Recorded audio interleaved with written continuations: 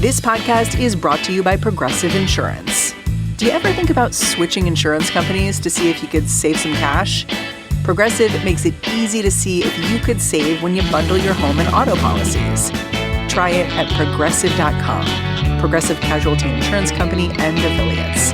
Potential savings will vary. Not available in all states. When you check out at the pharmacy, you see the journey from idea to medicine, thanks to our intellectual property system, or IP for short. IP safeguards inventions, like a new way to prevent seizures or lower cholesterol. And IP supports competition from other brands, then lower cost generics, which are 90% of prescriptions filled in the US. Innovation, competition, lower costs, thanks to IP. Learn more at phrma.org/IP works wonders.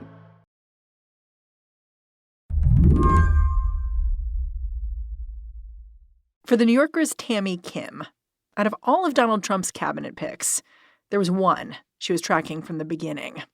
Lori Chavez-DeRemer, Trump's nominee for the Department of Labor.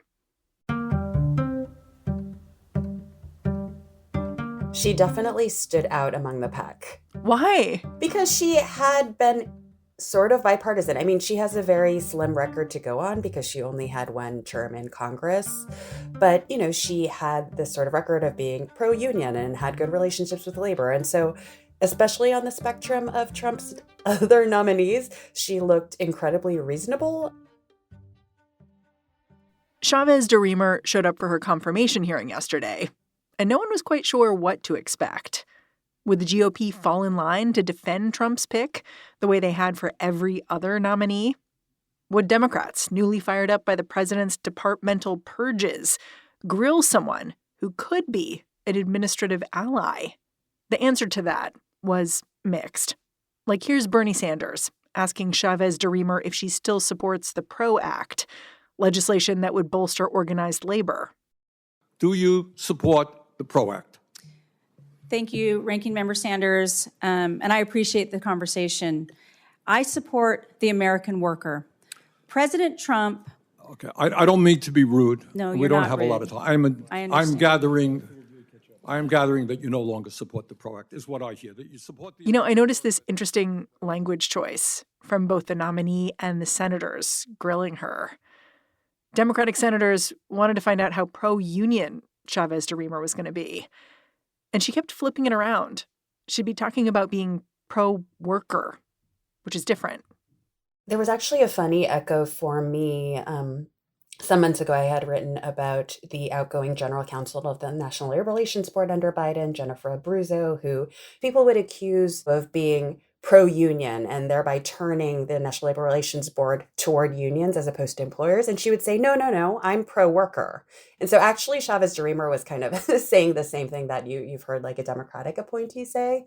But I think what Chavez-DeRemer wants to be saying is, I am in the Trump coalition that is saying we are economic populists. That doesn't mean I'm going to side with unions. Last month, just before the inauguration, I hosted Democratic Senator Chris Murphy on this show. And back then, Lori Chavez-DeRemer was the only cabinet nominee he seemed to think he might get behind. He said he wanted to give her an honest look. So I asked Tammy whether at these hearings he was still singing the same tune. So Chris Murphy was one of the more aggressive questioners during the Senate help hearing. He asked about her feelings about Elon Musk and Doge going into the Department of Labor, accessing files that, you know, there's a clear conflict of interest about. It seems like a pretty simple commitment to make, to say, I am not going to give any private company exclusive access to information about open investigations against them or their competitors. I mean, why can't you just make that commitment to us? Well, again... So that she basically repeatedly said, you know, I'm an employee of the president. I don't think he would ever tell me to do anything illegal. So that's not really going to be an issue. If it were an issue, I'm just going to restate that I am the president's pick. Fit. I am not the president of the United States. I work for the president of the United States if confirmed, and I will serve at the pleasure of the president. It was a pretty grim hearing, I have to say, but, maybe not so different from any other hearing. Today on the show, what Trump's most bipartisan cabinet pick will teach you about how the government is working now. I'm Mary Harris. You're listening to What Next? Stick around.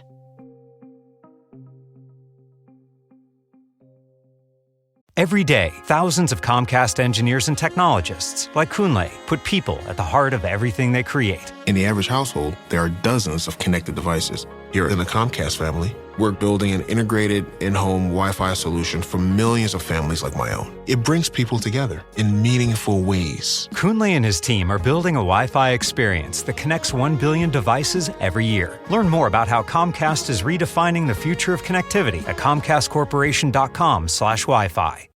Have you ever spotted McDonald's hot, crispy fries right as they're being scooped into the carton?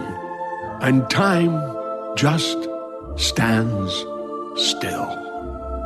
Ba-da-ba-ba-ba.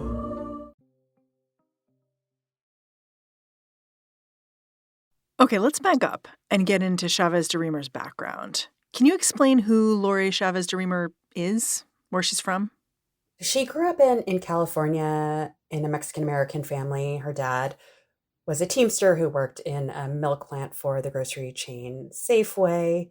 Later on, she ended up in Oregon and with her high school sweetheart, who is now her husband, started a sort of anesthesiology clinic business. How did she get political? Yeah, she started with local governance. They'd been living in a suburb of Portland, and she had done sort of city council stuff. And then she was the mayor of this suburb called Happy Valley, which is a sort of quite wealthy suburb of Portland, Oregon. But she really jumped from being the mayor of this small, city to going to Congress. She only lasted a term, right? She only lasted a term, and she actually lost to Janelle Bynum, who she had lost to 2 times before in other races in Oregon. So, not a sort of stellar, I guess, national political career. But coming out of that, she and her chief of staff sort of had this idea of like, well, what if we went the labor route? We have sort of burnished our reputation for being bipartisan and pro-labor within the Republican Party. Maybe we can turn this into something. And they sort of just went for it and got support. And then next thing you know, she, shortly after losing her race, becomes the nominee for Secretary of Labor. It sounds like her father has been important in terms of reaching out to labor, convincing them that she's legit. Is that fair? Yeah, I think certainly for getting some local Teamsters endorsements in the last race, that was definitely a thing. There were reports that, she had sort of brought her dad to meetings with building trades unions and said, hey, this is my dad, a sort of veteran Teamster. And that kind of, helped secure her labor bona fides. She shouted her dad out and his Teamster status again today at the top of the hearing. So I think it's definitely a sort of symbolic politics that has worked for her. Yeah. I mean, when she was first nominated, one of the main details people focused on was the fact that she was just one of 3 House Republicans who supported a bill called the PRO Act.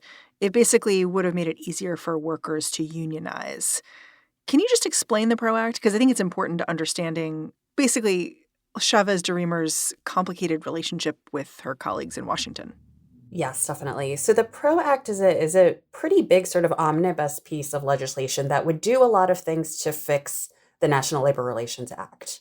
So for instance, it would very tightly regulate the sorts of behavior of employers during union campaigns. Because employers are allowed to kind of campaign against a union, right? Employers are totally allowed to campaign against a union. There have been things, for instance, like a famous thing called the captive audience meeting, which is when a boss brings in all of the workers and says, hey, you shouldn't vote for the union and let me tell you why. You have to come to this meeting. Things like that make it very hard for workers to organize. Then even if they organize, getting to a first or second contract can be very difficult. A lot of times employers will sort of drag out various legal processes. So the PRO Act would sort of tighten that up. The PRO Act would also eliminate essentially right to work around the country, which is the law of the land in more than half the states. And, it's a little bit of a sort of euphemistic or misleading term, right to work. But basically it says that even if you are represented by a union and a union is spending a ton of money to get a good contract for you, you don't have to pay anything towards even the cost of representation for the union. It basically starves the unions. Yes, right to work laws make it very difficult for unions to have the money to do anything. So the PRO Act would do a ton of stuff. And I think like the sort of omnibus nature of it has made it very hard to move. You know, it has kind of been dead in the water for a long time, even though it is still an important piece of legislation because of what it represents. Like if you are for the PRO Act, you're basically for unions and for workers' ability to organize into unions. If you're against it, it sort of says something about your view of the bargaining power of employees versus employers, right? So she being one of the 3 Republicans to support the PRO Act, that's pretty significant. Was she a full-throated endorser of the PRO Act, or was she just sort of like adding her vote? Yeah, this is where it gets tricky. She never had to vote on the PRO Act. She added her name as sponsor in July, so towards the very end of her term, and the PRO Act wasn't really being voted on at that time. So since that time, because she's been criticized by so many Republicans for it. Like Rand Paul had said before this hearing that he wasn't going to vote for her because of her support for the PRO Act. She's really backed off. So throughout the hearing, what you heard was, yeah, I put my name on that, but that was really only because I wanted to be at the table. I wanted to be part of the conversations. I know it's not perfect.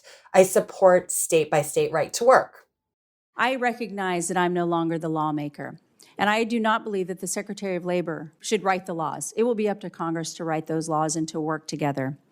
What I believe is that the American worker deserves to be paid attention to. That was President Trump and I's conversation in supporting the American worker. So no, she's not a full-throated supporter of the PRO Act. And I definitely wonder, Sean O'Brien, other people sitting in the audience from the labor side, what are they thinking when they hear that, right? Sean O'Brien, the head of the Teamsters. Head of the Teamsters, yeah, who had really pushed for her to become Secretary of Labor. Like, they are obviously very pro Act, and now she's backing off of that. It's funny. I was going to ask you what Donald Trump was up to in nominating Chavez-DeRemer, but I feel like you've kind of already answered my question a little bit, in that, she's seen as a nod to labor, but also in her answers in the committee hearings, she seems kind of pliant and shapeable, I guess. And even her biography, the fact that she was kind of a Chamber of Commerce Republican before she got to Congress, she had a father who was a Teamster, but really she came up because she was a small business owner. That all kind of makes sense to me.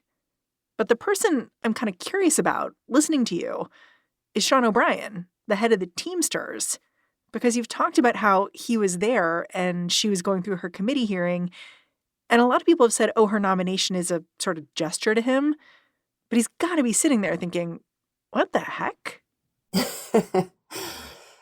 I think Sean O'Brien is a pretty interesting figure through which to see what has emerged as a kind of Republican promise to be the pro-worker party. He represents the Teamsters, has over 1 million members, mostly in the sort of building trades and transportation sectors. He went with Chavez-DeRemer to Mar A Lago and had a very sort of photogenic lobbying experience.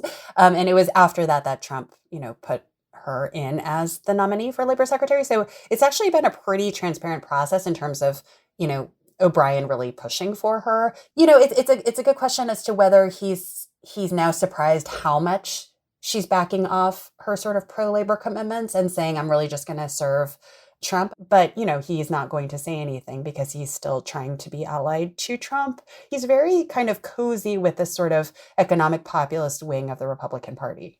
Is that what his members want? It's unclear.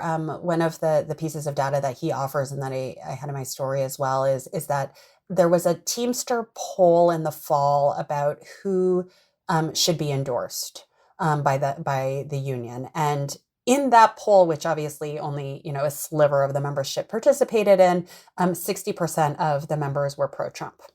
The Teamsters ended up not making an endorsement at all, but they gave equal sums to the Republicans and the Democrats before the presidential election. So they're definitely kind of playing it both sides. And, I think something to take away from the hearing and this process is there's a sort of pretense in the Republican Party that the Teamsters alliance, that's kind of like, okay, we also have a pro-labor sort of wing and we can be friendly with the unions, but that is a very specific kind of union membership. And there hasn't been the same outreach to service workers who are much more numerous, than construction and manufacturing and transportation workers. There's still this sort of feeling that it's the hard-hatted manufacturing men that are the real workers of America, not women, not people of color, not people doing service and caretaking jobs. We'll be right back.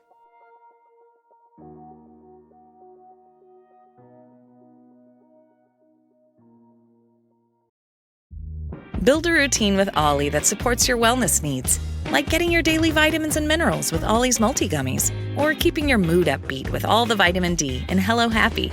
Give your gut health some support with probiotics, and wake up feeling refreshed after taking Ollie Sleep. Do wellness on your terms. Find Ollie at a Walmart or Target near you or at ollie.com. These statements have not been evaluated by the Food and Drug Administration. This product is not intended to diagnose, treat, cure, or prevent any disease. This President's Day, upgrade the look of your home without breaking your budget. Save up to 40% site-wide on new window treatments at Blinds.com. Blinds.com makes it easy with free virtual consultations on your schedule and samples delivered to your door fast and free. With over 25 million windows covered and a 100% satisfaction guarantee, you can count on Blinds.com to deliver results you'll love. Shop Blinds.com's President's Day mega sale last chance now for up to 40% off site-wide. Blinds.com. Rules and restrictions may apply. Hi, this is Dahlia Lithwick, host of Slate's legal podcast Amicus. On our recent episode, Trying to Undo a Coup in the Courts, former federal judge Nancy Gertner raised the alarm about an unfolding constitutional crisis. If the court tells them to stop, that they'll say, the hell with it, we're going to continue. Sue me. Sue me some more. President Trump's administration and his unelected oligarch sidekick, Elon Musk, are losing in court a lot. But will that slow their roll? Listen to new episodes of Amicus with me, Dahlia Lithwick, every week. Subscribe to Amicus wherever you get your podcasts.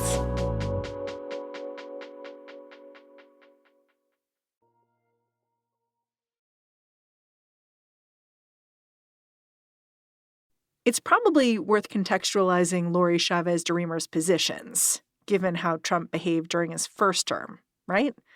Because, well, right now, Chavez-DeRemer looks like an olive branch to labor. Trump wasn't really giving olive branches the first time around, was he?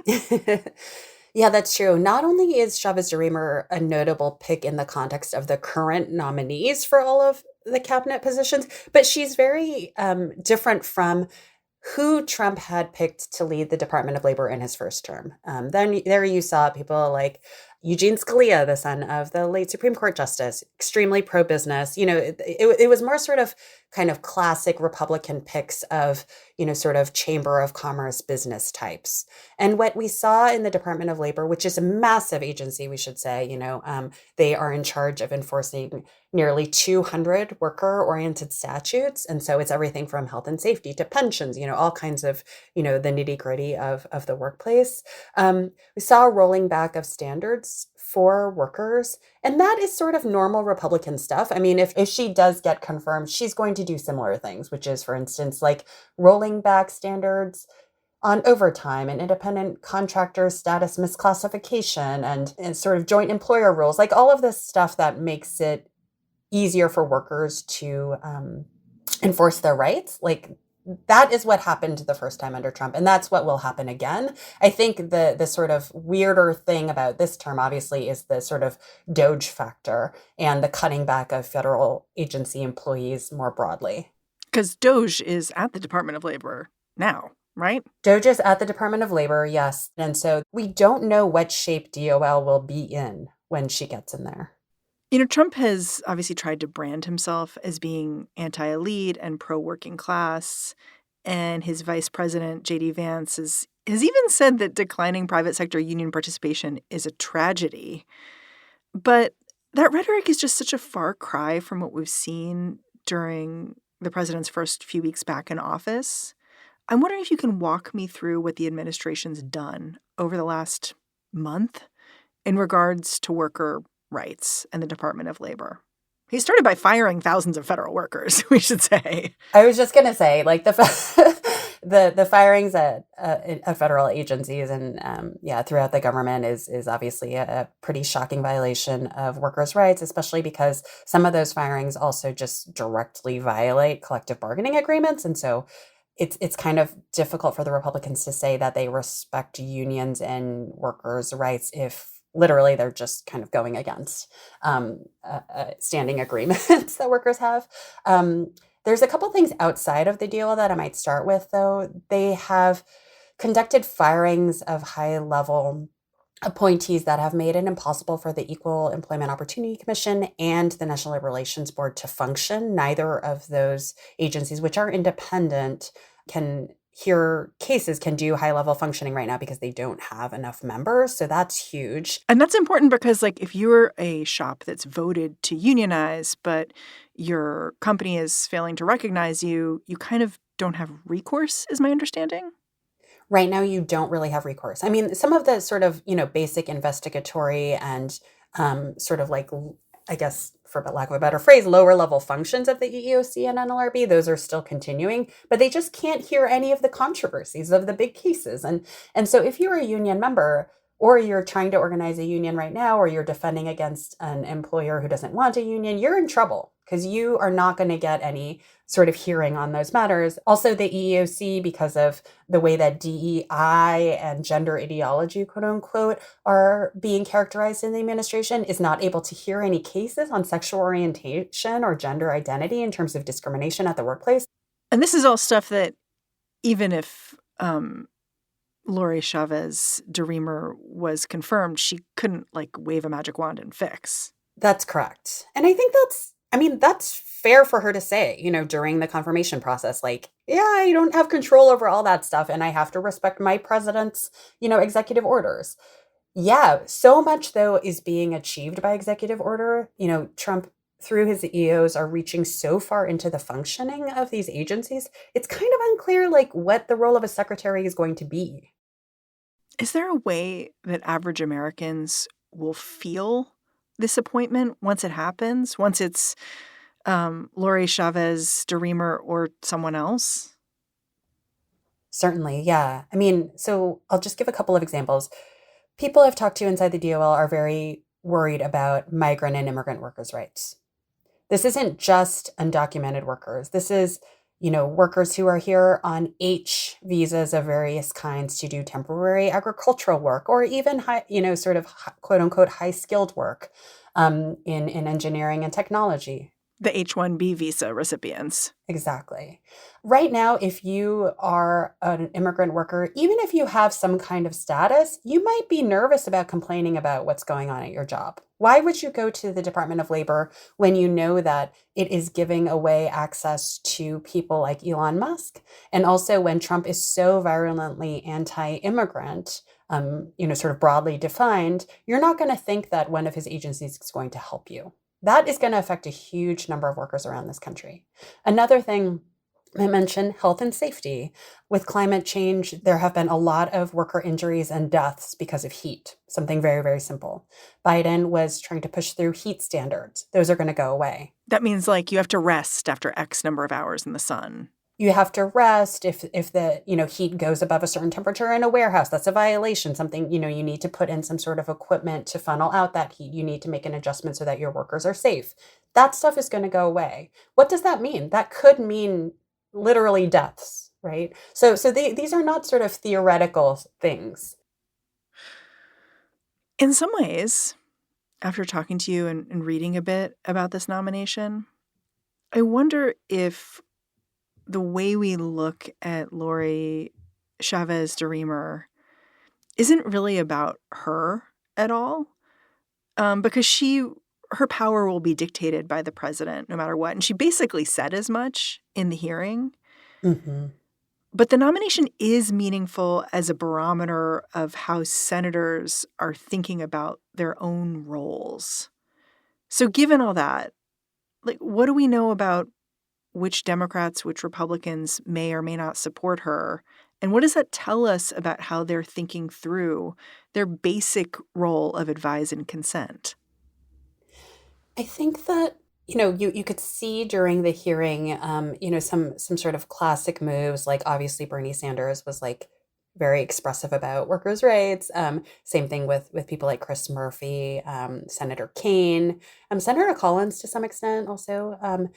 And then, you saw on the Republican side that people like Mark Wayne Mullen and Josh Hawley, they were very interested in using this opportunity to talk about what a Republican vision of workers' rights or labor rights is. And I think that to me is like why this contest over Lori Chavez-DeRemer is so interesting, because Mark Wayne Mullen kept using the phrase like Trump's coalition, that Trump has amassed a very unique coalition of pro-labor and pro-business forces, and that this is somehow kind of a historic moment in the Republican Party. They're saying that to millions of workers who voted for Trump. They need to say something to union members, to people who are in service and manufacturing jobs about what MAGA is going to do for them. And she's a little bit of a kind of symbolic test case for that. I think, there were specific issues that the senators in their questioning on the Republican and Democratic sides were trying to work out. It's like, if you are pro-worker, what does that mean about your position around unions and around right to work? What is your position around job training, apprenticeships, workforce development? How should you feel about immigration? There, obviously that's like a big fight. It's just a fascinating way to look at the thing that Trump really prided himself on, which is, I'm going to be the workers' president. Well, all right, what does that mean? And so, this hearing and her nomination in general is a way to see the kind of refractions, the way that different senators are playing upon what has been set out to them. It's funny, the way you're talking about it, it sounds like a comedian with like a very early set, like testing it out in the club. Like, what about this? Yeah. What about that? How do we feel?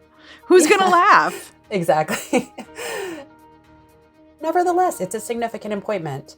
It matters to ordinary, everyday Americans whether the DOL secretary cares about the DOL or not. Tammy, thank you so much for telling me all about this nomination. I'm grateful for you and your reporting. Thank you so much, Mary. It was fun. Tammy Kim is a contributing writer at The New Yorker. And that's our show. What Next is produced by Paige Osburn, Elena Schwartz, Rob Gunther, Anna Phillips, Madeline Ducharme, and Ethan Oberman. Ben Richmond is the Senior Director of Podcast Operations here at Slate. And I'm Mary Harris. You can go track me down on Blue Sky. I'm at Mary Harris. Thanks for listening. I'll catch you back here next time.